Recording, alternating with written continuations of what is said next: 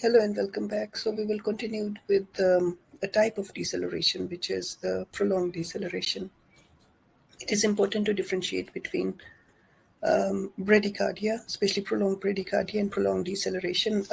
A lot of times clinically, we just kind of uh, mix up these two conditions. So, in fetal bradycardia, the whole baseline actually that is below 110 beats per minute, and the timing is important if it lasts for longer than 10 minutes. And it's called severe fetal bradycardia if the baseline is below 80 beats per minute. For prolonged deceleration, actually, so deceleration, we know that it's if the fetal heart rate is for drops by 15 beats per minute from the baseline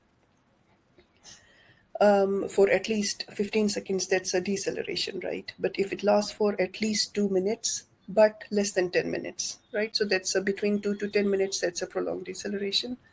Now you can actually go through this slide. So this I have taken from NICE guidelines, which are UK based, published in 2022. So it's kind of the same things which we have discussed already, but just importantly, so if it is bradycardia is at less than 110 beats per minute for at least 10 minutes. So that means 10 minutes or more. Prolonged deceleration is between 2 to 10 minutes. And so a drop from the baseline of at least 15 beats per minute. Now, the next image, yes, we can argue, we will discuss this one. As this image of CTG, I have taken just from kind of a random kind of, they were offering some course, like it's just kind of a course available on the internet, and they have labeled it as prolonged deceleration. But if we strictly follow this definition, right? So actually, because this lasts for more than 10 minutes, right?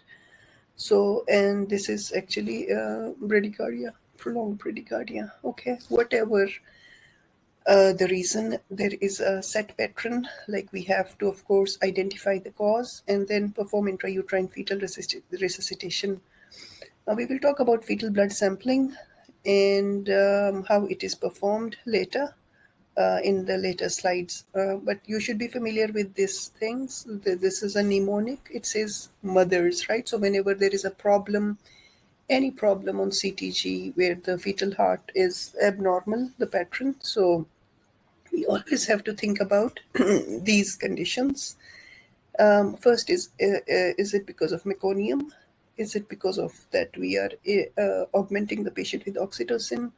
Is it that there is maternal hyperthermia, like something related to even sepsis, right? So T stands for temperature. Is it because there is hyperstimulation? So hyperstimulation even can be because of oxytocin, or it may be related to induction of labor, or there is hemorrhage. Now hemorrhage is like antepartum hemorrhage, okay? And in hemorrhage, we will consider basically it may be hemorrhage because of either placenta previa or mainly abruption, or sometimes it can be less commonly because of a condition called vasa previa, where there is blood loss from the baby, which is more severe compared to placental abruption, and it is more related to fetal mortality. Then epidural, we already discussed. Environmental, which may be related to maternal, fetal, and organizational. So just kind of just focus here mainly on epidural and spinal actually. Okay, spinal and epidural, they are mainly called regional anesthesia techniques. Okay, so general, you already know regional include epidural and spinal, and local means we are locally infiltrating, like we talked about local infiltration of lignocaine and even pudendal block, they are local. Okay, and then always think about rate of progress of labor because we talked about precipitate labor. So if it's too quick, even that's not good, right? And even if it's too prolonged, it may be because of a persistently occipito-posterior, and then ultimately baby starts to get tired, right? And then scar, yeah, we talked about if a woman is having a trial of labor, there are increased chances of having a uterine dehiscence and rupture. So always review it. Sepsis and size. Size means like, is there any pelvic disproportion? We have a separate lecture for that, so I won't go into that. But this is the mnemonic. This is a checklist. We have to consider all of these. What is actually causing the problem with baby's heartbeat? Now, I know this is just for undergrad level.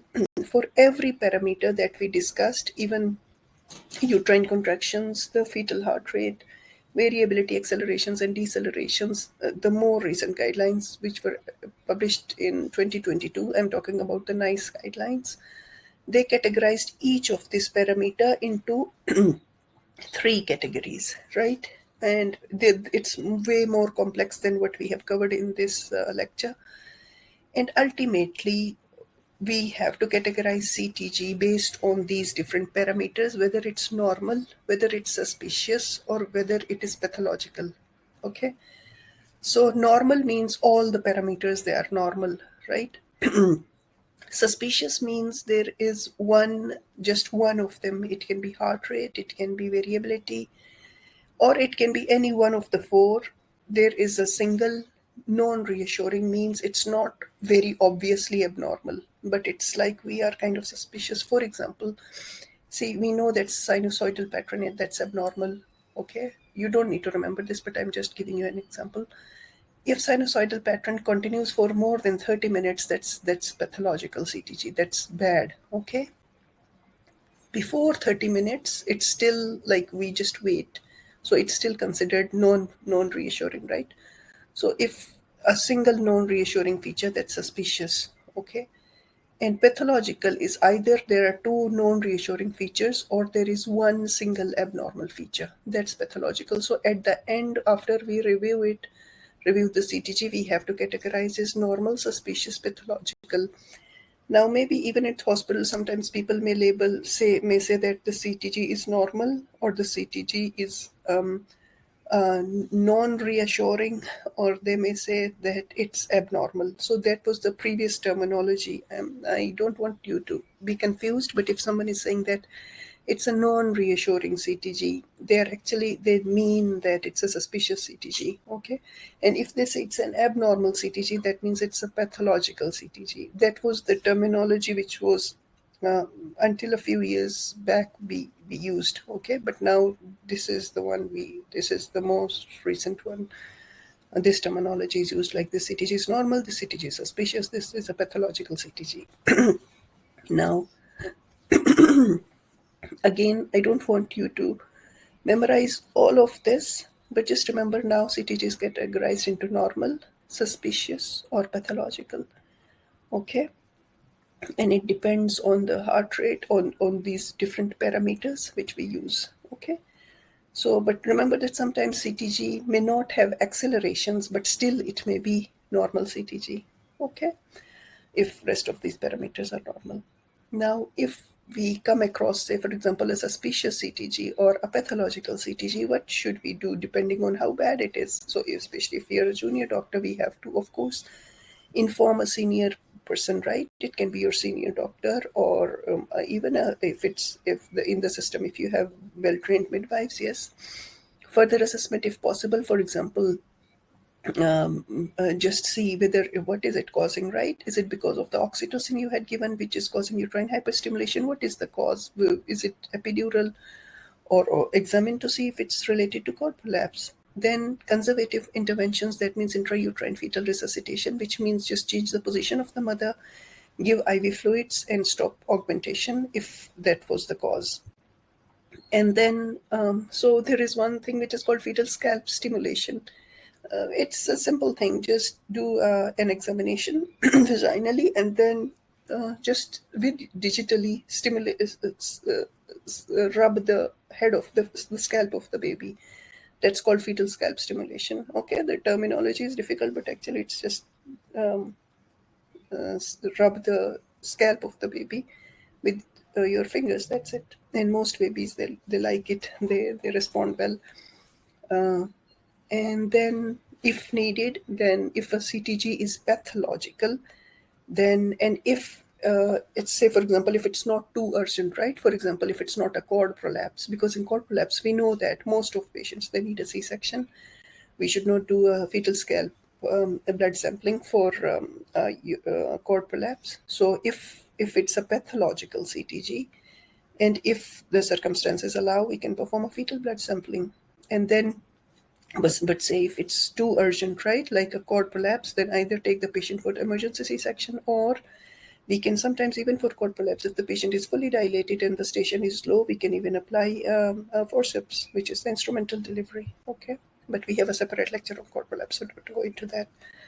Now the next one is fetal blood sampling. What does that mean? See, when in labor, the only accessible part of the baby is the fetal scalp, right?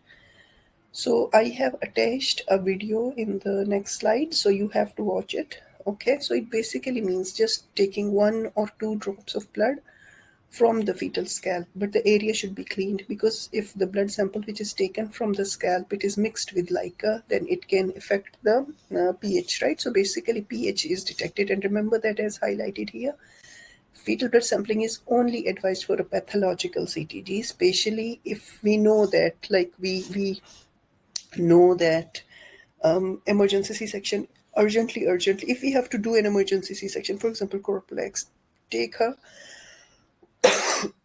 Otherwise, then we have to perform a fetal blood sampling.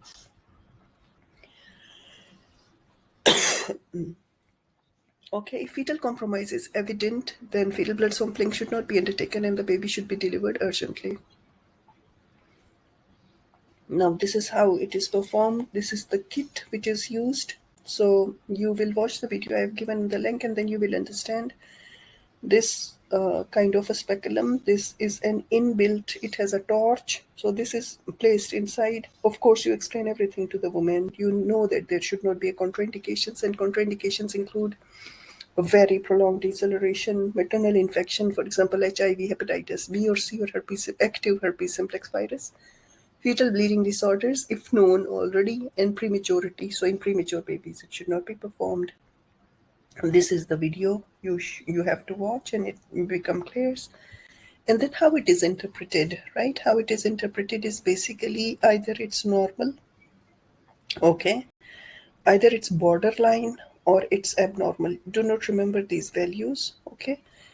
So if it is normal, that means you just continue with the CTG. There is no urgency to do the C-section now, right? Or you still have 1 hour. So just continue with the CTG, and even at the end of like 1 hour, of course, you will start preparing maybe at 55 minutes, right? But if the CTG is still pathological, we may need to repeat blood sample again, okay, FBS again. And then if it's borderline, so again, no need to immediately deliver, but we can wait for 30 minutes. Continue CTG meanwhile. If the CTG is still pathological close to 30 minutes, then we can perform a second sample. Okay, and but if it is abnormal, right, the pH is low, that means baby is having acidemia, then it's emergency, it's a category 1 C-section.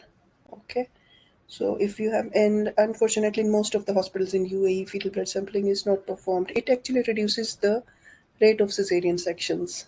Okay, so that's it. If you have any questions related to any of the slides on this lecture or any other lecture, please just drop me a message or we can discuss.